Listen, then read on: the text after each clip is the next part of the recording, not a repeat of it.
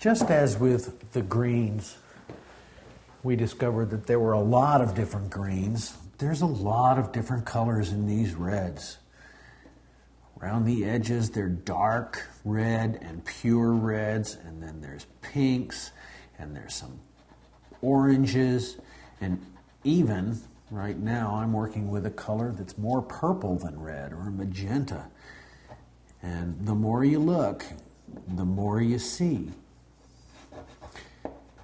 And every time you put what you see on the painting, it becomes more and more real.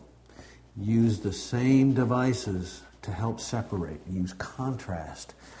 Every time you have the opportunity to and observe,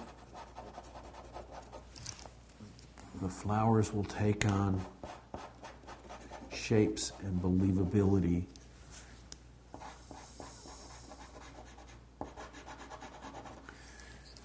As you separate them from each other with either lighter areas of contrast or darker areas of contrast.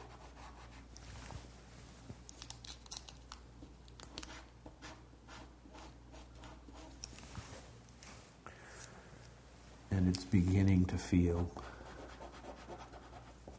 like flowers.